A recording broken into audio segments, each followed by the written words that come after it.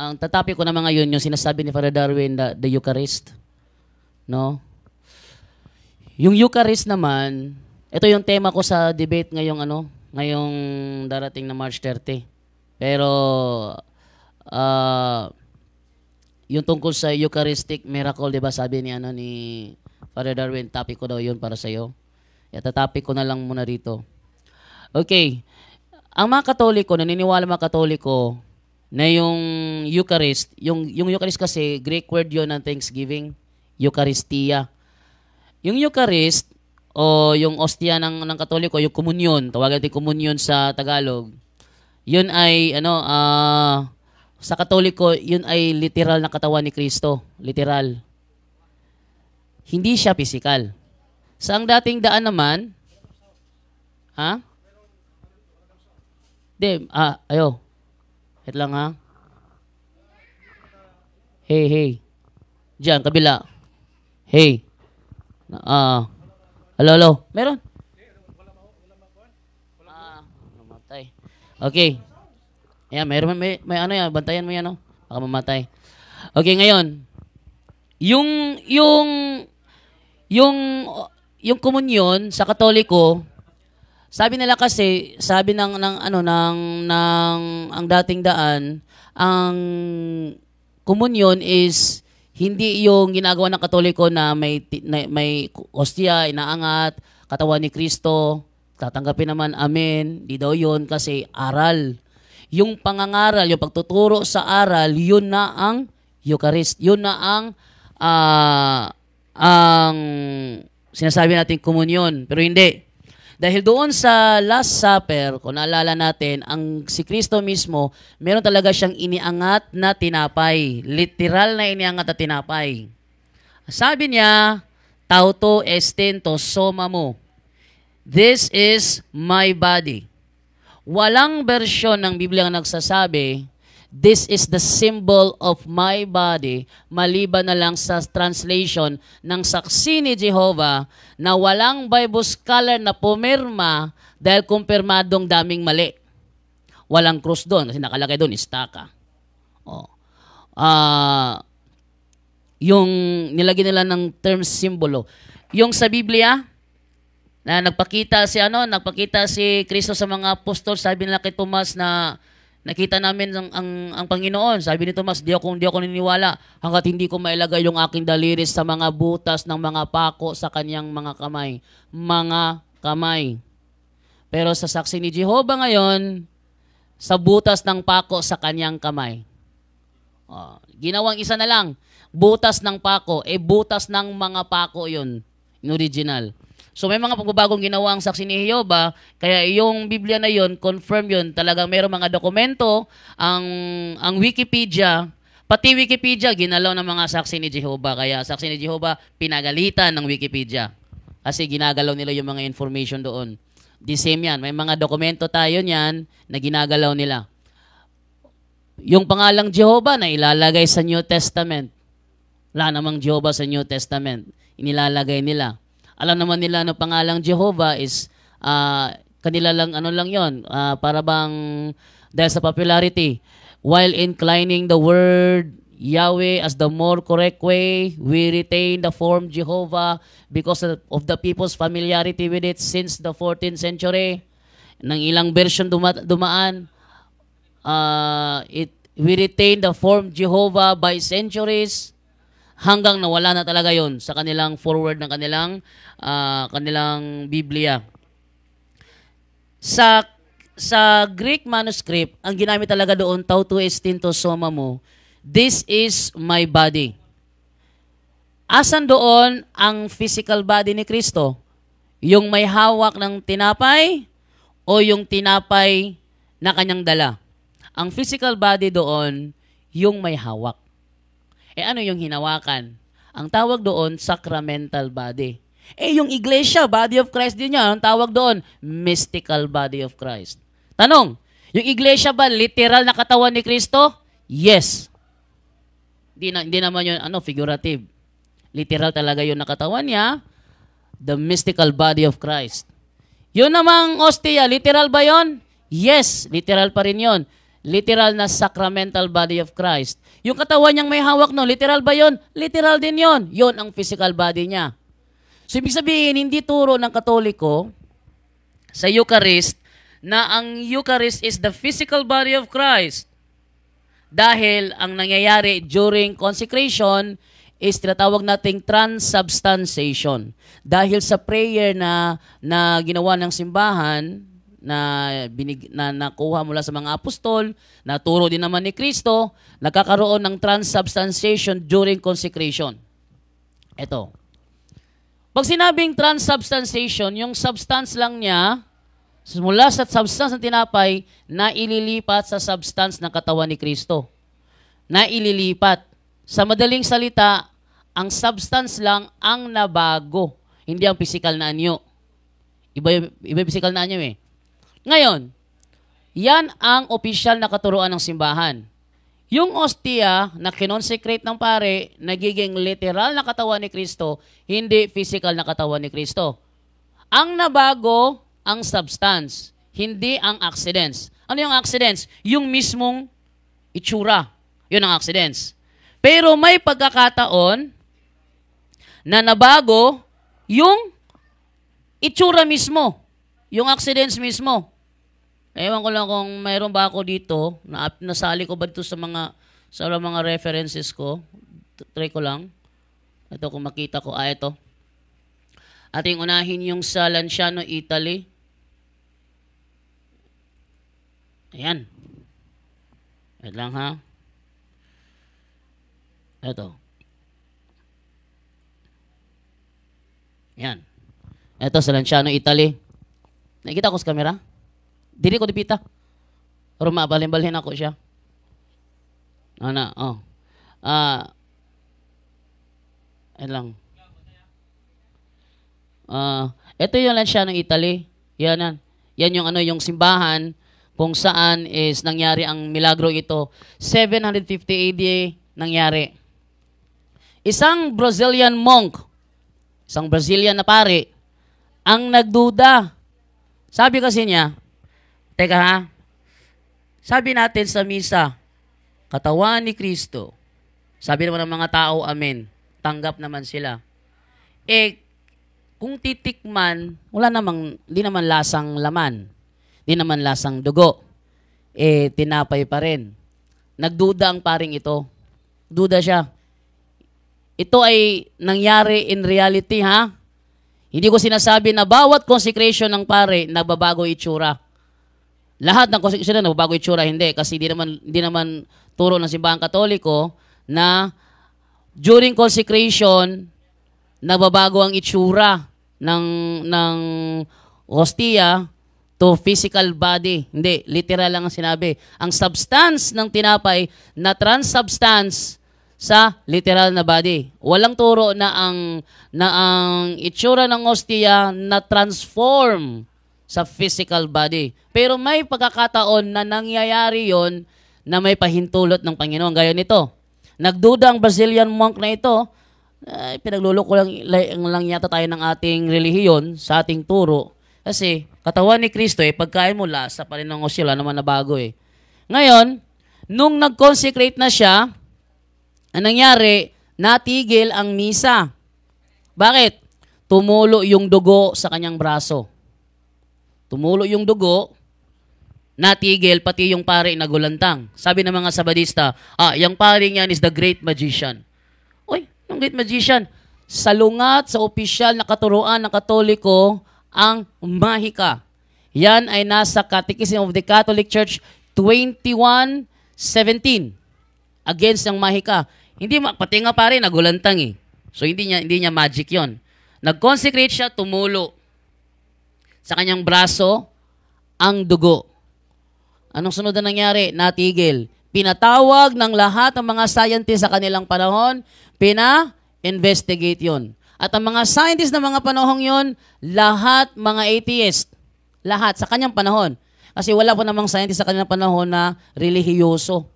Kung meron siguro, hindi natin alam. Pero majority ng mga scientists sa panahon sa 750 AD is mga atheist.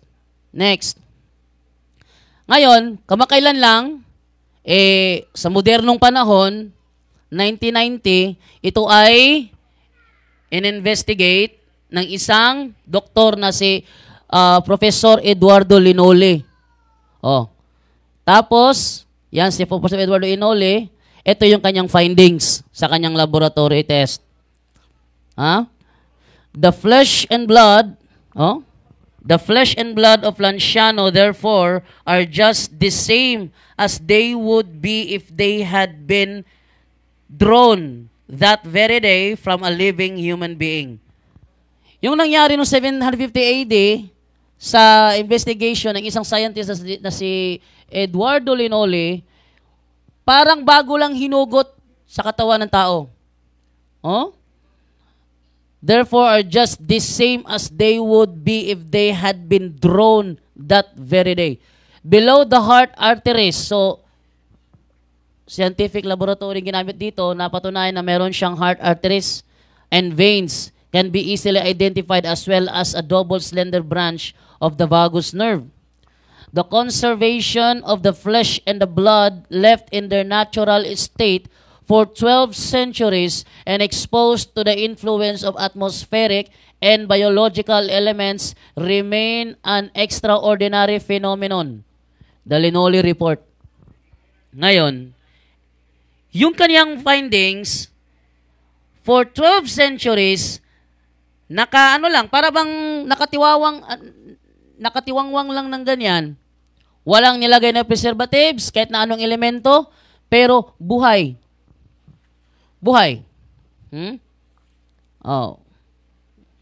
Ito. Pakita natin yung findings ni Eduardo Linole, pakita ko ha.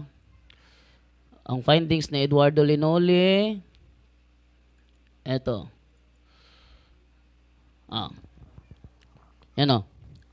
Dr. Eduardo Linole, a professor of anatomy and pathological histology and of chemistry and clinical microscopy and former head of the laboratory of pathological anatomy at the Hospital of Arezzo, is the only doctor who has analyzed the relics of the miracle of Lanciano. Bakit miracle? Kasi pati science hindi na may paliwanag. It means kahit na anong gawin nilang laboratory test, di nila mapeke. Di nila mapapatunayang peke. Ganyan na pag-iimbestiga. Gagawa sa ng paraan para mapatunayang peke yan, pero walang bias.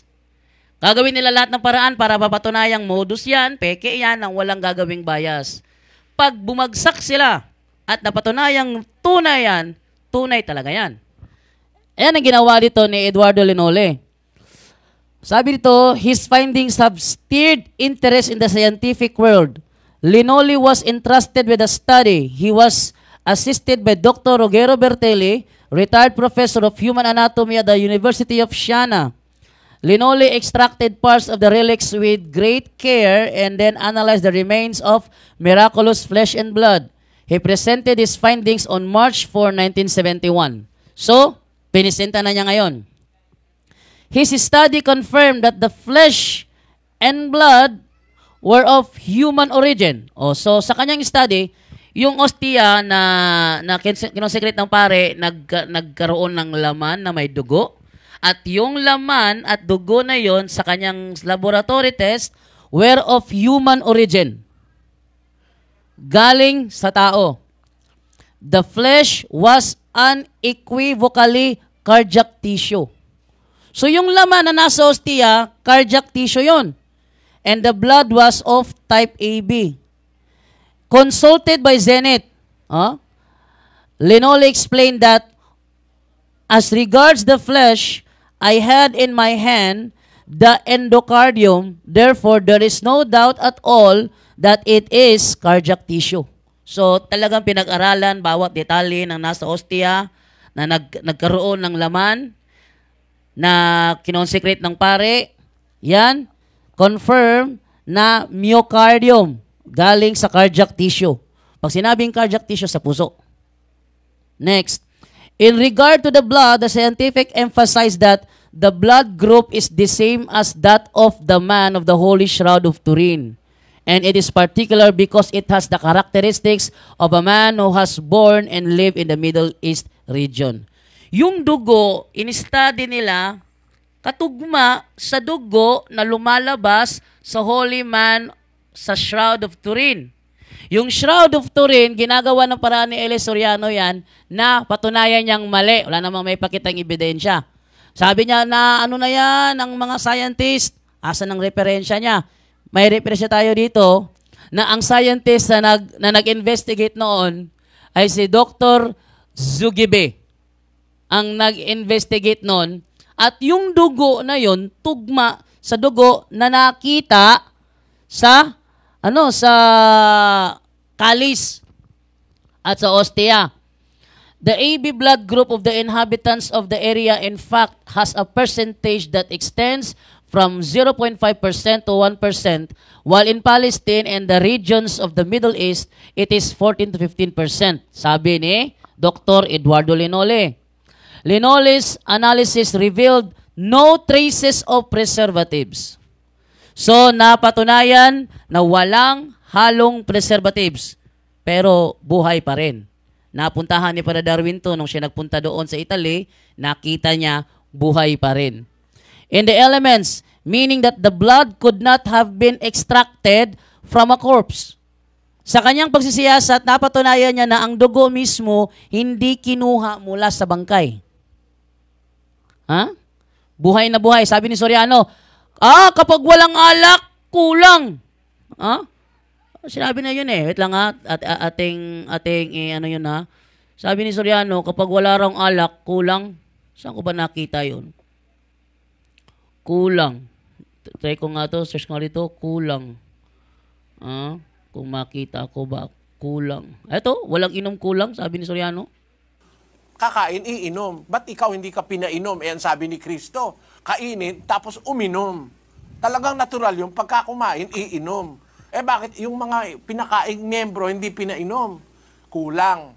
Wala sa nakasulat yon. Kulang. Wala sa nakasulat yon. Kulang. Wala sa nakasulat yon. Yan sabi ni Elias Soriano. Kulang. Wala sa nakasulat yon. Pero in reality, ang nangyari talaga, may dugo na. May dugo na. So, hindi kulang kasi may dugo na eh.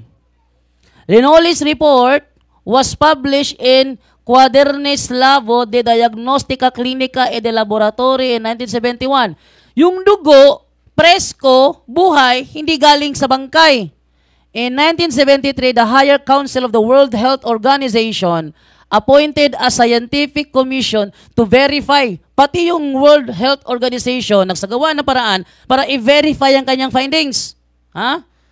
The Italian doctor's conclusion.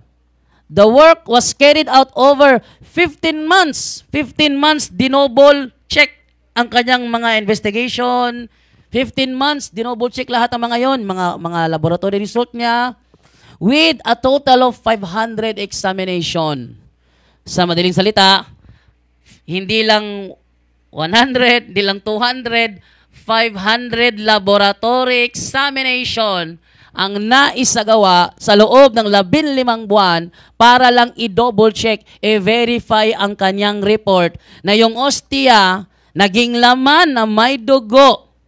World Health Organization mismo ang nag-verify. Anong resulta? The conclusion of all the researches confirmed what had been stated and published in Italy. So, kinonfirm mismo na yung kanyang result, tunay. Hindi pineke, walang peke, tunay lahat. The extract of the scientific research of World Health Organization's Medical Commission was published in New York and Geneva in 1976, confirming science inability to explain the phenomenon. Inability to explain. Di na nila kayang explain the phenomenon. Ano yung phenomenon? Mga bagay na hindi nila kayang may paliwanag, gaya ng milagro. Ayan. So, yan, napatunayan yan. Okay lang ha? Ano pa? Nangyari pa rin yan. Mayroon pa rin pangalawang pangyayari yan. Hindi lang isang beses nangyari ito. Meron din pangalawang beses nangyari. Saan naman yon? Sa Buenos Aires, Argentina naman tayo. Yan. Isang pare. Nagmisa. Nagmisa siya, tapos, may parokya na nagsabi, Padre, may ostiya doon sa sahig na laglag. Dinampot ng pare. Nilagay niya sa isang lalagyan. Nilagay niya ng tubig para matunaw. Sabi ng babae, baka kasi nalaglag, din na pinul kasi baka dirty. Pero sa Katoliko, sacrilege yan. Laging bintang ng mga dating daan sa Katoliko, kasal nyo may bayad, binyag nyo may bayad, lahat dinadaan sa pera. Pero mali yun. Bakit? Ang binyag, sakramento. Ang kasal, sakramento. Holy yun, sagrado sa Katoliko yun. Pag yun binenta mo, sacrilege yun. Pag sacrilege, mortal sin yun. Ha? Pag mortal sin, hindi na ba namin gagawin? Mortal sin nga, alam mo yung mortal sin, gagawin pa namin. Kasal nyo may bayad. E di mo, sacrilege na yon, binyag nyo may bayad. Di sacrilege na yon, ano bang binayaran sa kasal? Yung mga papeles mo naman. Yung mga decoration mo sa simbahan. Kasi gusto mo ng gusto mo kasi ng pa-social-social O pakain sa kapitbahay. Sabi nga sa Facebook, gasto mo, pakain mo, hain mo, pagkatapos, hugas mo, linis mo. Parang pinapagod mo lang sarili mo. Eto ngayon, nilagyan niya ng tubig para matunaw. At pag natunaw yun, ibubuhusan sa tanim na hindi madaanan ng tao para hindi siya magkasala ng sacrilege. Binalikan niya noong August 26, 1996. Pagkatapos ng isang linggo, binalikan niya kasi niligpit niya yun sa loob ng tabernacle. Pagbukas niya, para tingnan kung natunaw na ba, para ilagay ko sa tanim. Nang sinilip niya, nagulantang siya kasi yung ostia nagkaroon ng laman at dugo. Yan yung top view. Ito yung side view ng ostia, nagkaroon ng laman at dugo. Ilang araw ang dumaan, mas lumabas ang mga dugo at ang laman. Wala siyang ginagalaw dyan. Kaya ang kanilang obispo na si Cardinal Jorge Bergoglio, nagpatawag ng scientist. Itong si Cardinal Jorge Bergoglio, ito na ngayon si Pope Francis. Nagpatawag siya ng scientist para i-investigate ang nangyari sa ostia. Ang scientist na kinuha, atheist, si Dr. Ricardo Castañon. Siya yung kinuha. Yan. Ngayon, siya ang nag-scientific laboratory test sa naturang ostia na naging laman at dugo. Ito yung yung kanyang ginawang mga laboratory exams. Yan, yung ostia, naging laman na may dugo. At napatunayan niya na ito ay may human DNA. Ang dugo, blood type AB pa rin. Ang laman, human origin pa rin. So, 3 taon sa kamay niya yon. Yung naturang yung naturang sleepy na. Yan.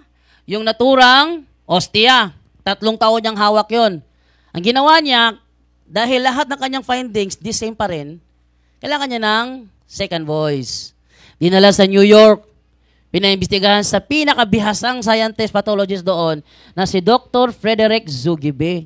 Yan. Cardiologist and forensic pathologist. Ngayon, anong ginawa niya? Ginawa nilang parang hulaan mo kung ano ito. No? Hulaan mo kung ano ito. May dala ko sa iyo, hulaan mo kung ano yan. Alamin mo kung saan galing yan. Sabi ni Ricardo ni Frederick Zugibe, madali lang yan. Tingnan natin. So, tiningnan niya sa kanyang microscope. At nalaman niya, galing sa puso. Alam ko na. Ito ay galing sa puso kasi may nakita akong left ventricle. Ayan left ventricle. Yung left ventricle, nasa puso yon. Next, at nangingibabaw ang kanyang white blood tissue sa red blood tissue. Sabi niya, alam ko na. Ito ay kinuha mula sa taong bugbog sarado. Binugbog ng matindi. Matinding hagupit ang dinaanan ng may-ari ng puso na ito. Pero nakapagtataka lang paano mo nakuha ito ay buhay yung tao? Oh. Paano mo nakuha ito ay buhay yung tao? Kasi hindi ka makakuha ng perfect slice sa puso kung hindi mamamatay ang tao. Kasi buhay dinala sa kanya kasi gumagalaw napapanaigan ng white blood tissue, ang red blood tissue, kaya alam niya ang taong ito dumaan sa matinding persecution. Bugbog sarado, lalo na sa bahagi ng dibdib, sabi ng doktor. Ayan. Kasama niya doon sa New York, isang journalist na si Mike Willese at isang attorney na si Ron Tesoriero. Silang tatlo, di nila sinabi sa scientist kung ano yun. Sabi lang nila, imbestigahan mo yan. Alamin mo kung ano yan. Saan yan. Yun ang ginawa nila. Kaya resulta, napag-alaman, kasi tinanong kasi nila Dok, pag yung katawan ng tao, Dok, inilabas sa hiwalay, halimbawa, yung balat mo, ginilitan, nilabas yung laman mo, nilagay sa lamesa.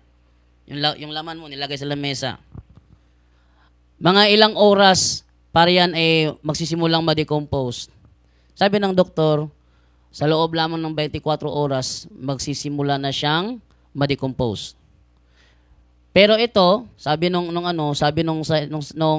journalist, pero alam mo, Dok, yung hawak mo na yan, 3 taon na nasa amin yan. Oh, nagtaka ang doktor, bakit 3 taon nasa kanila, buhay. At doon pa sinabi ng scientist, ng journalist, na yan ay galing sa consecrated host, na ang nag-consecrate ay si Father Alejandro Pizet. Siya yung nag-consecrate niyan. Ayun, nagtaka na, hindi niya may paliwanag, kasi di na may paliwanag ng science, how come na ang ostia na galing sa bakery, naging laman na may dugo, buhay na buhay, hindi naman patay. Ayan, at yung laboratory result na yon, kinumpara ni Dr. Ricardo Castañon sa laboratory result na ginawa ni Dr. Eduardo Linole at napatunayan niya, iisang tao lang ang pinanggalingan. Isang tao lang. Kay Eduardo Linole, yung kanyang inimbestigahan, nasa 750 AD yun. Oh, sleepy na. Oh. Tapos, yung kay Ricardo Castañon naman, 1996, magkaibang taon yun. Pero ang resulta, kinuha sa isang tao lang na nakatira sa Middle East. At yun, ang Eucharistic miracle nangyari kasi kahit size di mo paliwanag yan, ating tingnan yung kay Ricardo Castañon, yung record ni Ricardo Castañon. Meron ba ako doon? Ito. Ayan. Ayan Sino si Ricardo Castañon? A local doctor named Ricardo Castañon took sample from what had become known by then as the 1992 sign and sent it to the lab in San Francisco. Saan na, divine? When the result came back, the lab reported the substance could be human tissue. So yung kaniyang findings, ganun pa rin, human tissue pa rin. Another analysis by a doctor in Sydney, Australia, likewise concluded the substance was human tissue and could belong to a heart. So pati pala, scientists pala sa Sydney, Australia, ganun din ang findings. Dissatisfied with could and knowing that Bergoglio expected an answer, Castañon sent the material to a third doctor in New York for what he called a blind sample. Hulaan mo. Ano yan? Saan galing yan? Hulaan mo. Kaya nga blind sample. This last doctor was more definitive. The substance he reported belonged to a heart muscle called the myocardium. More specifically, the left ventricle that pumps oxygenated blood from the lungs to the body. The doctor also found the person the sample came from had suffered greatly. Laman ni Dr. Frederick Zogebe na bugbog sarado ang may-ari, including trauma to the chest. So, yun ang kanyang findings. Told the sample didn't belong to a living patient. The New York doctor said he found the presence of white blood cells inexplicable since they usually disintegrate minutes after a blood sample is removed from the body. He also reported the sample had a bit. Ano pa? Tumitibok-tibok pa yung yung ostia, which also had been noted in the first report in 1992. In light of those findings, Castañon swiftly drew spiritual conclusions. The fact the substance is from myocardium, he said, suggests the Eucharist is what pumps blood into Christ's church. It being from the left ventricle, he said, is a reminder that Christ cleansed the church of its sin. Anong nangyari sa atheist na ito? Na-convert to Catholic. Oh, dami na tayo. Na-convert to Catholic at marami na siyang talk na ginawa, nangyari kung saan puro testimony sa kaniyang laboratory result. Oh. Ano pa? Ricardo Castañon Gomez, a clinical psychologist who specializes in brain biochemistry. Alam mo? Sleepy na si Divine. Sleepy na si Divine. Okay. Dr. Castañon Gomez studied at the University of San Andres in La Paz, Bolivia, where he resides, and also at the Pontifical Salesian University in Rome, Italy. He also has studied in London, England, Lyon, France, and Berkeley, California, USA. Dr. Castañon Gomez has been widely recognized for his scientific accomplishments, including an award from the United Nations. He now lectures extensively around the world about his work, which provides scientific proof of Christ's real presence in the Holy Eucharist. So, kilalang-kilala na siya na mga talks niya sa kanyang testimony sa laboratory result na nangyari. Okay, ito naman tayo ngayon sa scientific result na naman. Ito tayo sa scientific result. Ayan, sa investigation. Ayan, the scientific investigation. Various investigations have tried to assess the relics with varying results with the development of scientific capabilities over the centuries. One set of measurements were made in 1574 by Archbishop Antonio Gaspar Rodriguez, who determined that the blood divided into 5 unequal parts weighs as much altogether as each does separately. A 21st historian of science calls the miracle of the weights. Meron pa. In 1971, the specimen were analyzed by Eduardo Linoli, a professor in anatomy and pathological histology as well as chemistry and clinical microscopy and former head of the Laboratory of Pathological Anatomy of the Hospital of Arezzo. He published his results in Quadernes Labo de Diagnostica Clinica e de Laboratory 1971. Linoli's analysis was confirmed in 1981 by Ruggero Bertelli, a retired professor of human anatomy of the University of Siena. According to the Linoli study, the flesh is human cardiac tissue of type AB. So, hindi siya biro. Scientist na mismo ang nag-imbestiga. Sino naman ng mga protestante magsasabi, peke yan? Patunayan nyo. Ha?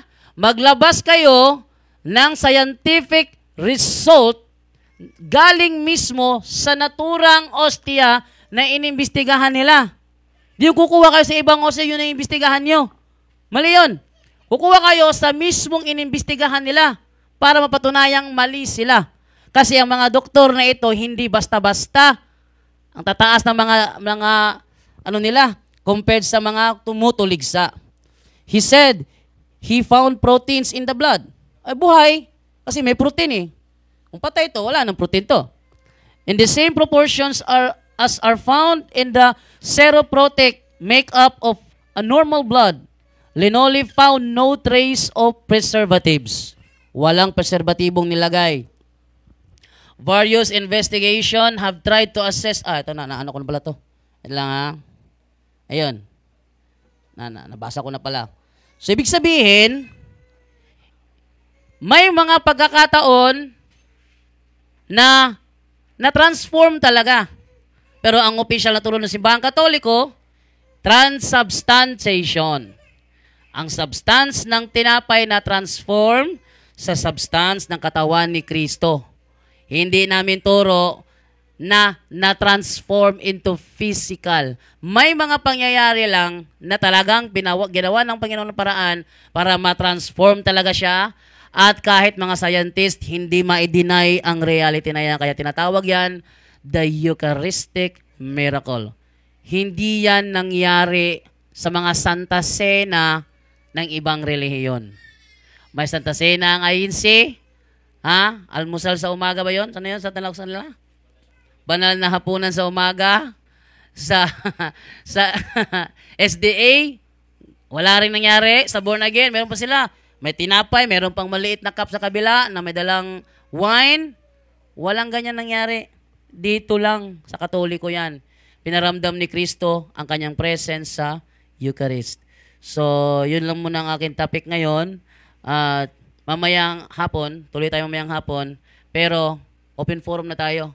Lahat ng mga against nyo sa Catholic, ilabas nyo lahat yon, sasagutin namin ni Brother Edgar. Wala na. Yun lang apat sabi ni Padre. Larawan, Santo, tsaka Eucharist, True Church. Wala pa Santo di ay? Okay, Santo na lang. Then, open forum na. Para lahat ng mga objection. Yung mga objection nyo na matindi sa Katoliko, ilabas nyo lahat yon. At sagutin natin. Sabi nila kasi, mga Katoliko, walang alam sa Biblia eh. O ilabas ninyo mamaya yun. At sagutin lahat ng mga yon. Okay? Brother Edgar, ilipat ko tulog na yung prinsesa ko.